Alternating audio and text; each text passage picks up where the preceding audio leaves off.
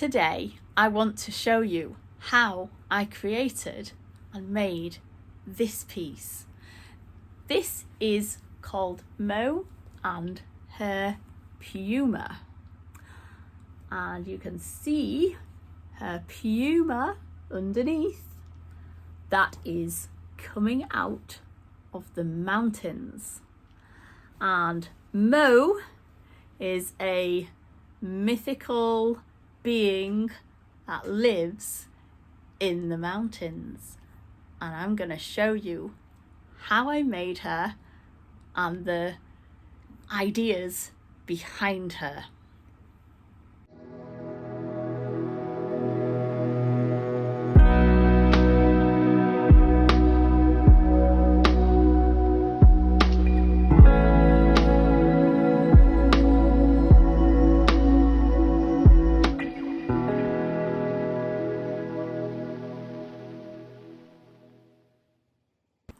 Hello, welcome to Textile Tales. My name's Claire and I'm a textile artist. I make all sorts of different things. I do tend to use a lot of recycled fabrics and a lot of scrap fabrics, and I make things like this, which is, she's affectionately known as Fat Eve, and this is basically about the judgment of women and how they are judged often for their bodies. So sometimes my work can be quite political, and sometimes I use unusual recycled things as well. For example, this is a piece that I made out of a plastic bottle and strimmer wire, and it's stuffed inside with all sorts of packaging, and this is also political too. Also about women's bodies, and this piece is called A Governed Vessel. So that's a little bit about me, and I hope you enjoy watching my videos. These videos they go through a process of me making different things, and yeah, I really hope that you enjoy watching them. Any questions, please ask, and let me know what you think. So let me introduce you to my new piece of work that I've been doing. So to begin with, I was thinking about a mythical being, beings that are mysterious and part of the landscape and have formed like a folklore or a story attached to them. And that was my starting point. I was looking at things around Scotland and what folklore existed around Scotland. And I'd read about there being a mysterious puma that roamed around the hills of Galloway, and that really inspired me. And I also read about all these other beings, that some of whom were pretty nasty actually, and pretty gruesome, some of the tales. They involved like eating children and things like that. So I didn't want my mythical being to be that scary. I wanted her to be more mischievous and more something that sort of was not going to eat children basically, but was a bit more sort of mischievous. I think that was where I was going with it. So anyway, I, like many of my artworks, started off doing some drawing, and my drawings, what I have learned over the years is my drawing has to be really strong for the artwork to come out in a really clear way. So if I don't get my drawing right at the start, it does affect the artwork and the finished piece. So that's really important, and it's how all my work begins life.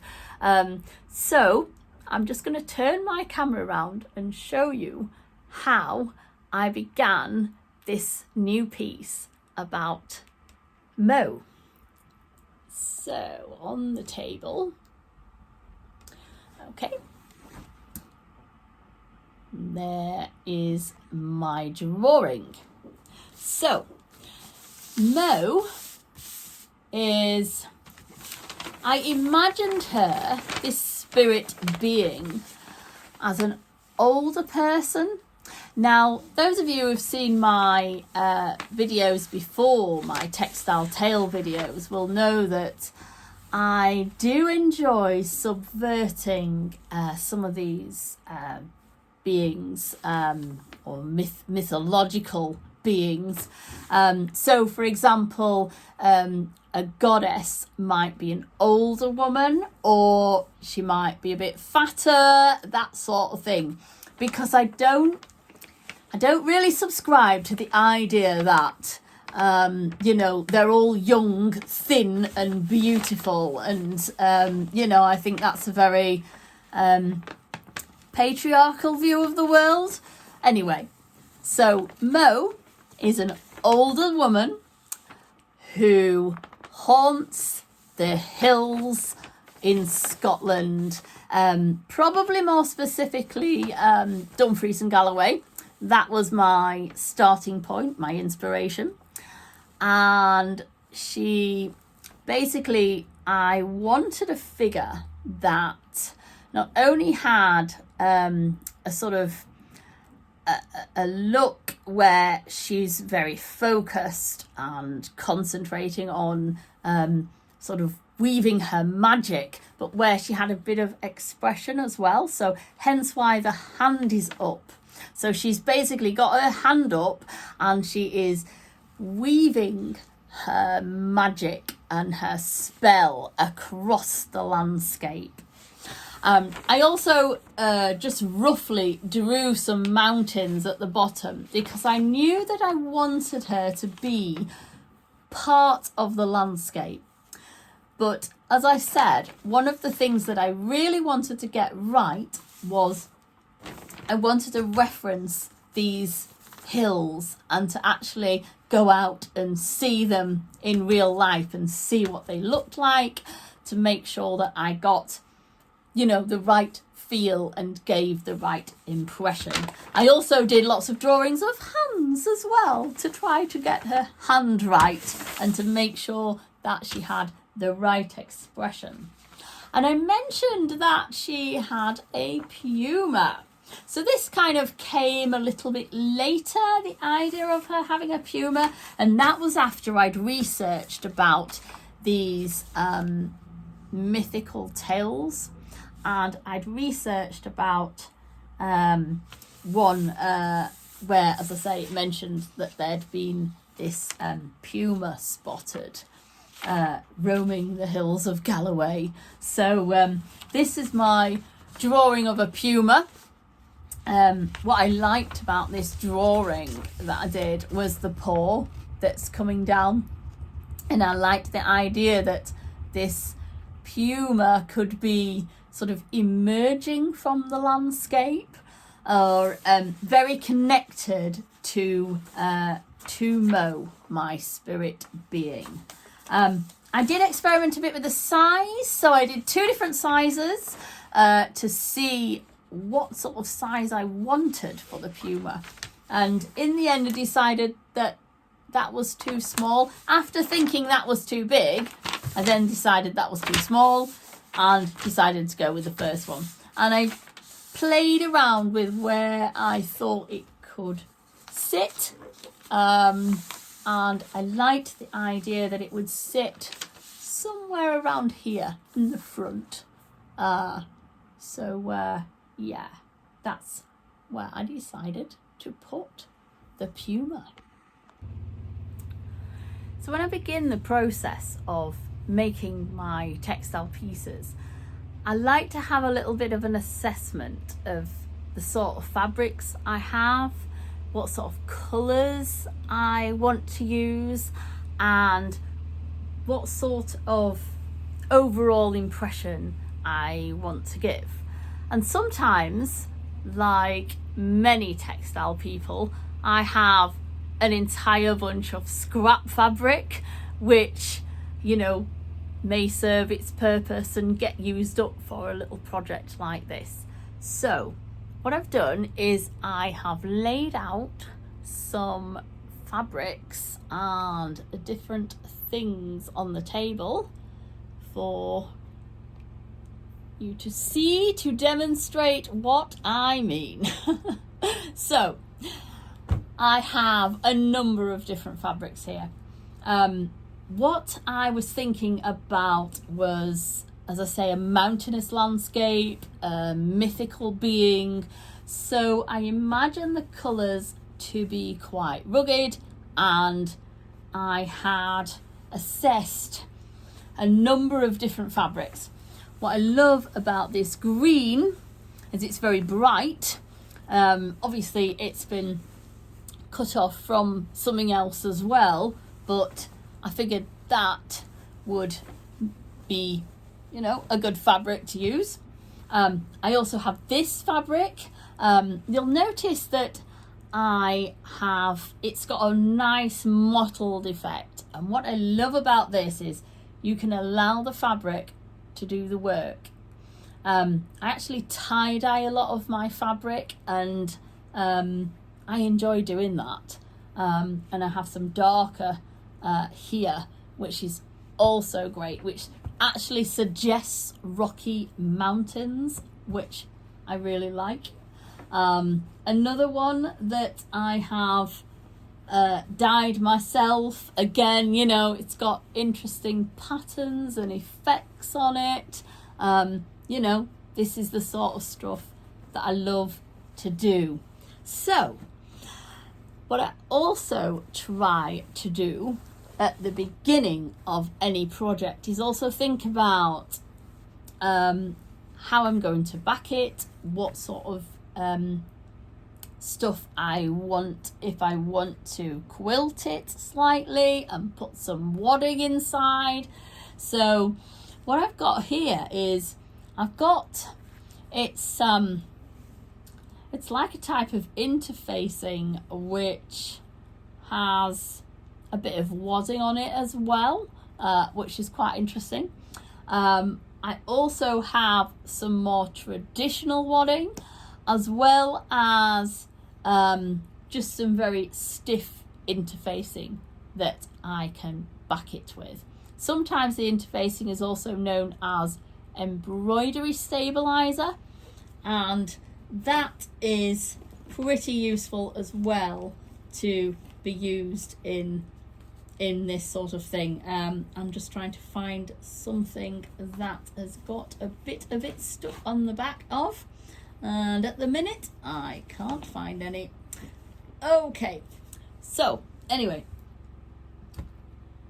that is the plan, to use rugged colours that reflect the landscape, to put some embroidery stabilizer on the back of it, or interfacing, to iron that on, and then to slowly build it up and piece it together. Okay, so what I've done is I've done a rough outline of the woman and the mountains. Now I have put the embroidery stabilizer on, or the interfacing, and thinking about it, what I may do is actually do the face and the hand as separate details, because they can be tricky to get right. I do often free machine embroider anyway, but yeah, I want to try to get it as accurate as possible. And also I was thinking about the actual mountains.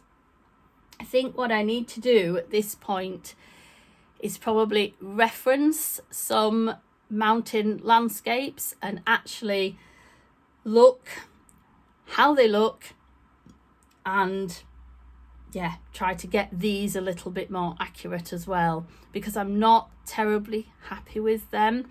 I think they look a bit too cartoony like. So yeah, I want to try to get this a little bit more accurate. I'm not sure how well you can actually see the detail on this, so I'm going to try and move the camera angle. Let's see if I can move this down so you can see, yeah, her face a bit better. So there we go. I've tried to, there we go, draw her face in, and the mountains as well in there.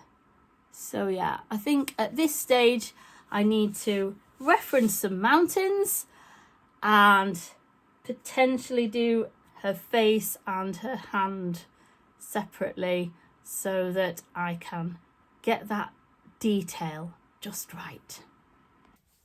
Okay, so this is the next stage that I want to do to complete the piece. I have, as I'd said, done the face and the hand separately. I've actually drawn onto, this is dissolvable fabric, so it's starch based and it just washes away, and it's great stuff. I particularly like this flocked one because the flocked one you can actually draw onto it, and yeah, so it gives me a nice clean image. And what I'm going to do now is I'm going to free machine embroider the outline of this, and then I can cut out the individual bits and start to build up my image. And I've also been having a little think about the name that I would like to give this piece. I've been having a little play with the idea of this.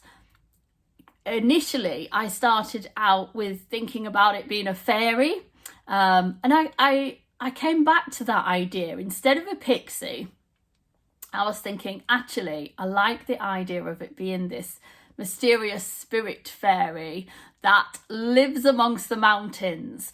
I did play with the idea of calling it a witch, but then I thought, actually, do you know what? I feel that's a little bit too obvious, and as well, I feel like the witch, the word has lots of connotations, and I preferred the idea of a fairy as somebody that was mischievous, rather than something too dark. Okay, so now I have drawn into the dissolvable fabric. I am just going to sew around the outline, and hopefully you can see that there on my machine. And I'm sewing around in a darker colour, just so I can distinguish, and then I will do some more detail later as I develop and build it up. Okay.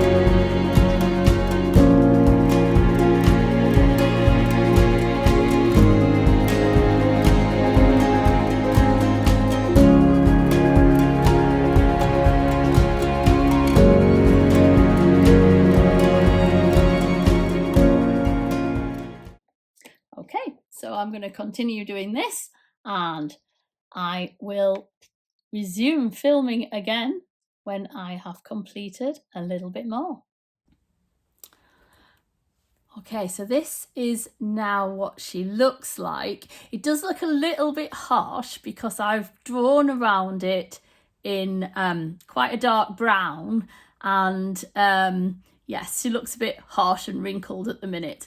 But you see, these things can be built up in layers, and that is my plan, to build it up in layers and to I'm going to dissolve the dissolvable fabric now, and then I am going to just slowly build up the detail. And it's a little bit like a jigsaw puzzle. You're sort of putting together all these bits and pieces to eventually form a picture.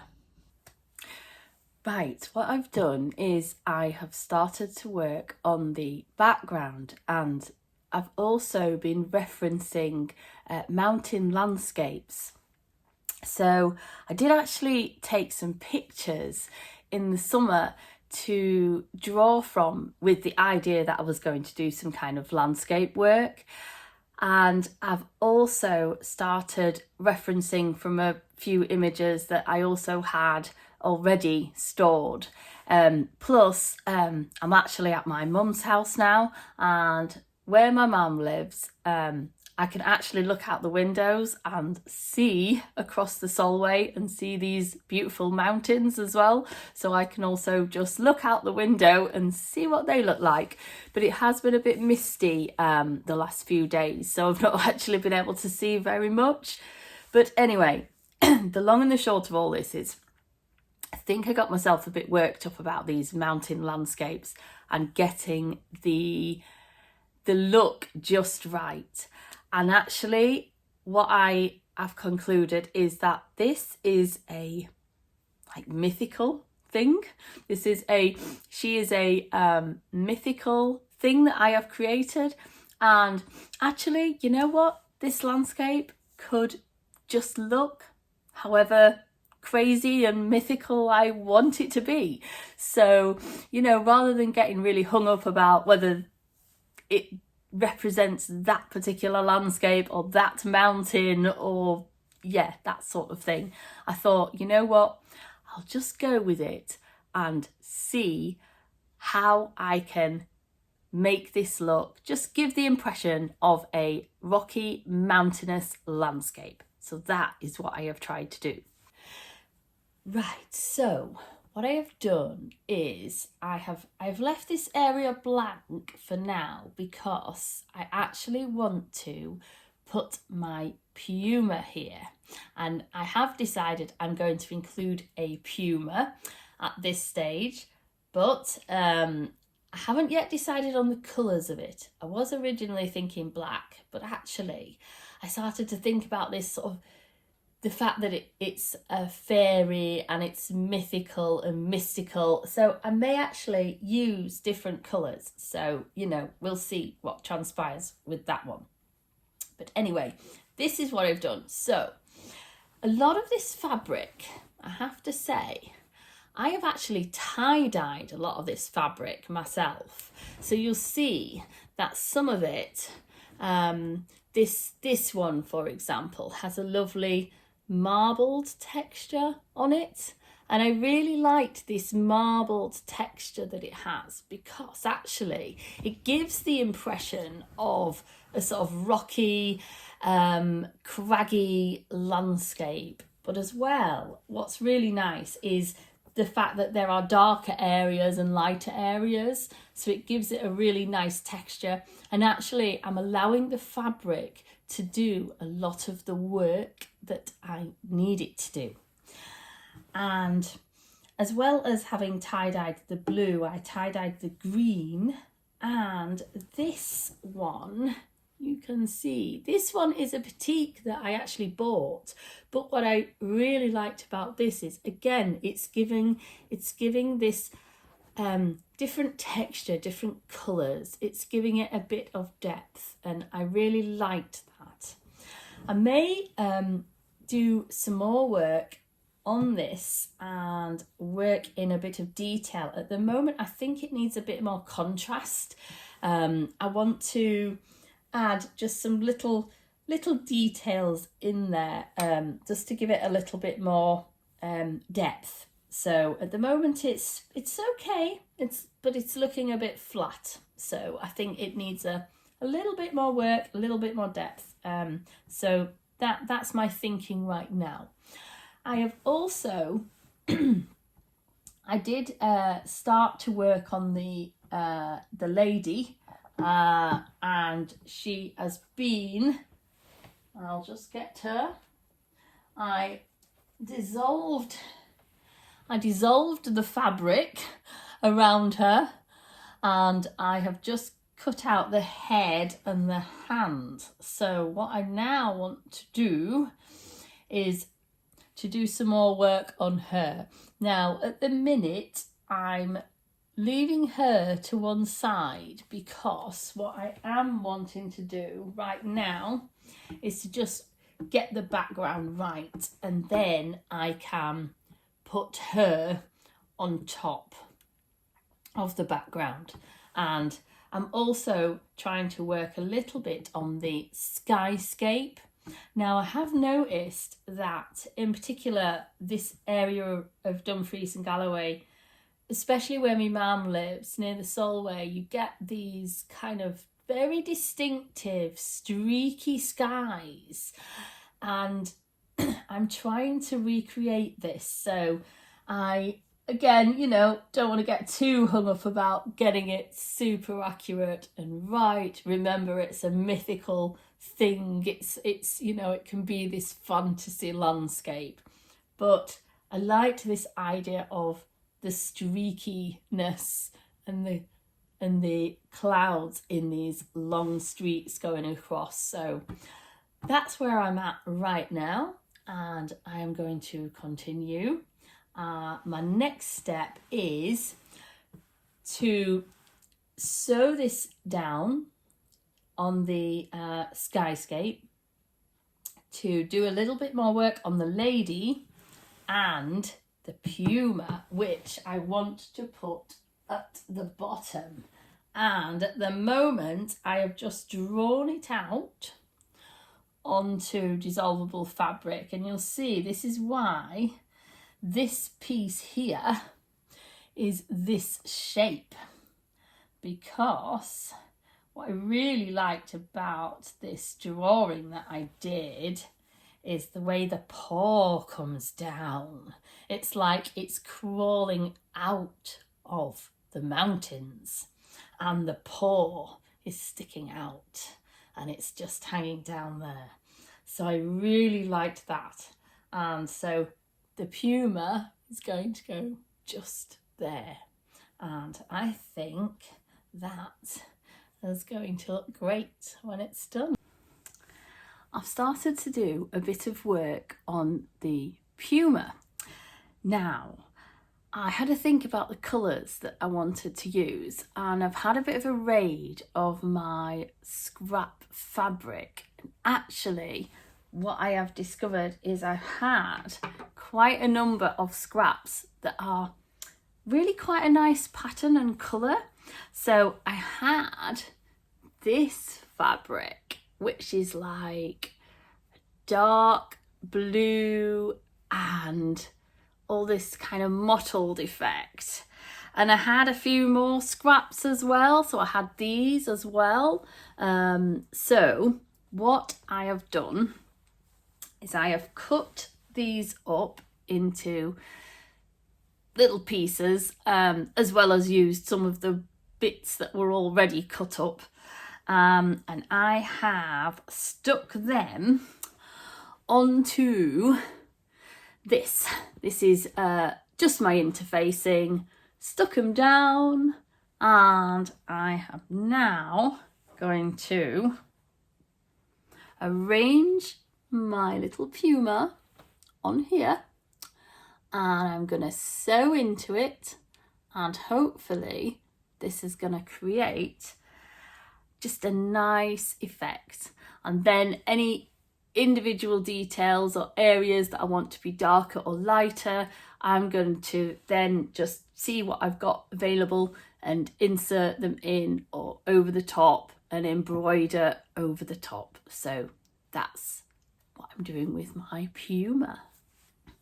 So just a little update on what I've been doing. I have been sorting out the lady's cloak and a little bit of detail on her. I have also now dissolved the fabric and you can see the leopard coming through. Now I want to do a little bit more detail in the leopard and make sure that he's gonna really stand out nicely. And actually that's what I'm doing with the mountains.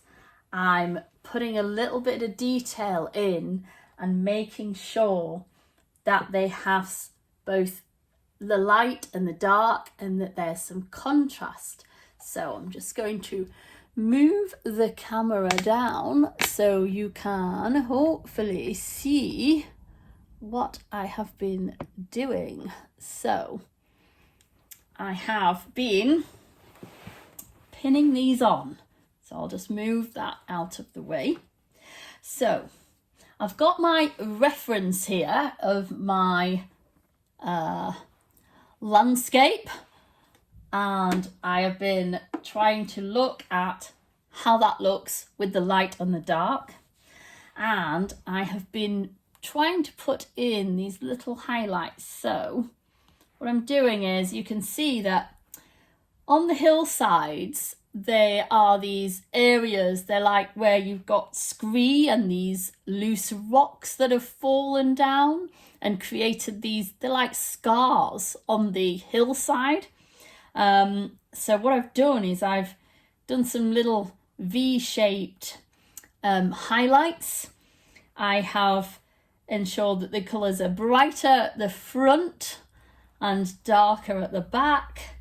And I'm just slowly working my way through now, and hopefully this is going to create a little bit more contrast and give a much better effect for the landscape that I'm looking for.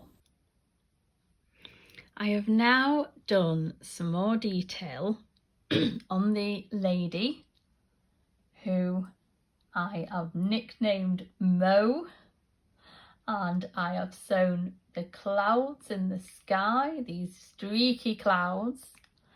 I think with Mo, I'm going to do a little bit more work on her eyes. She needs some pupils defining. And as well, I think I'm going to just give her a little bit more detail. And a little bit more detail on her cloak as well. And I have sewn my Puma, and I think he looks amazing. I'm really pleased with this, the way it's turned out. I have put some little beads on the eyes there, and I have done 2 contrasting threads, dark and a light. And I really like the effect of that. The only thing that I'm now thinking is he doesn't have a lot of contrast around here and around the top of the ears. You can see it works really well down the bottom here where the paw's coming out because it's got some nice bright green there.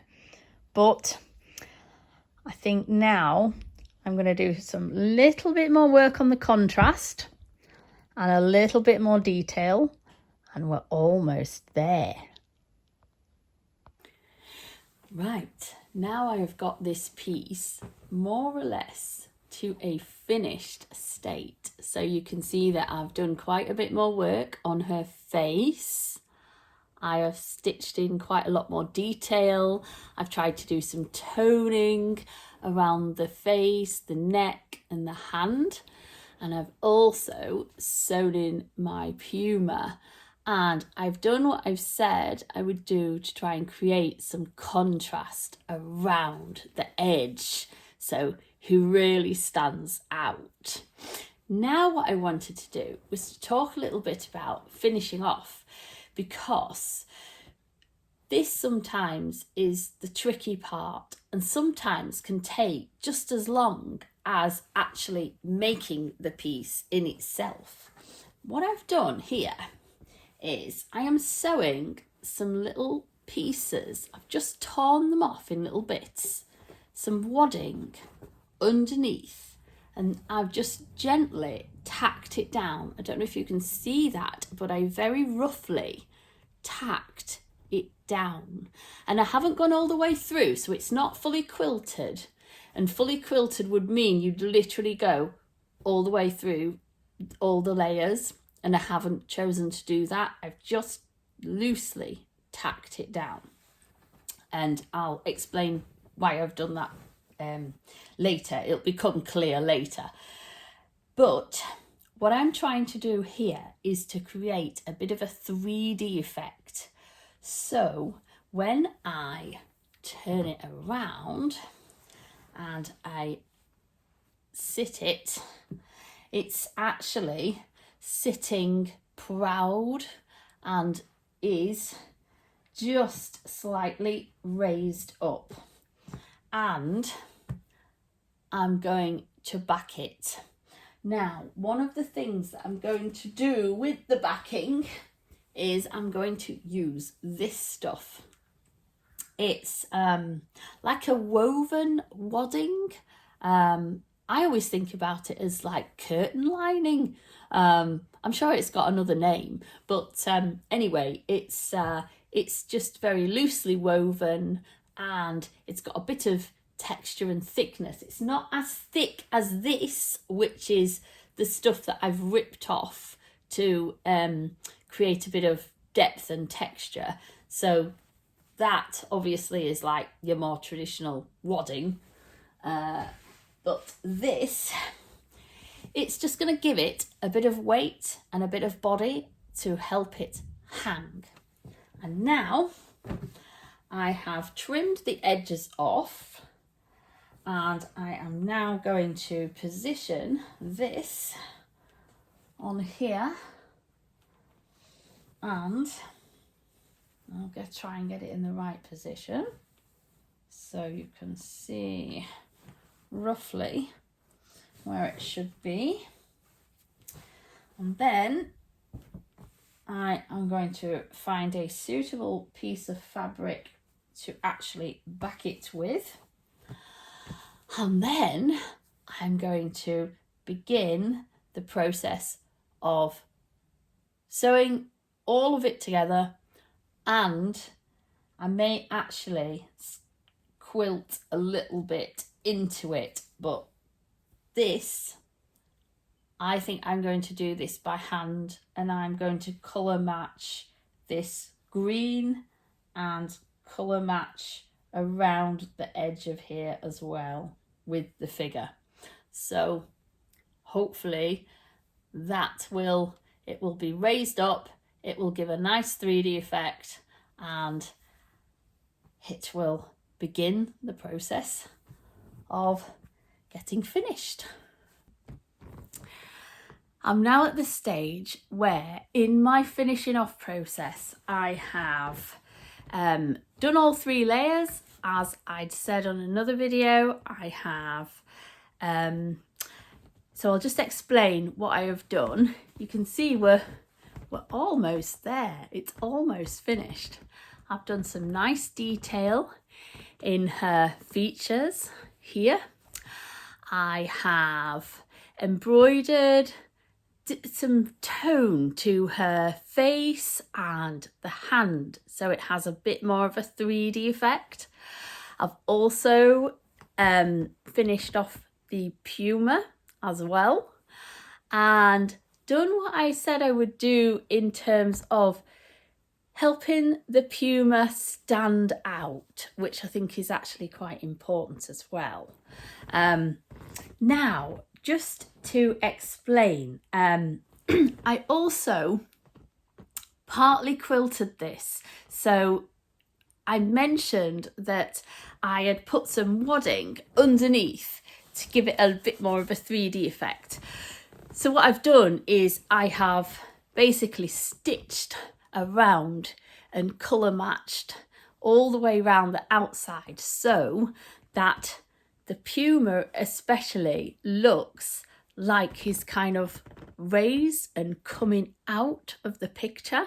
And what I really love is this paw and the way he actually looks like he's sort of crawling out of the mountainside, and that I really liked the effect of.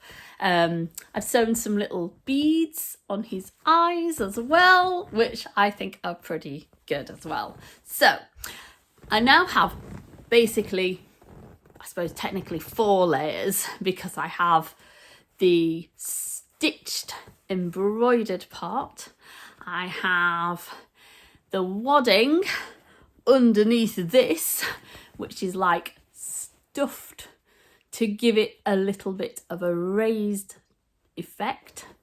I've then got this layer, which is like a sort of loosely woven backing.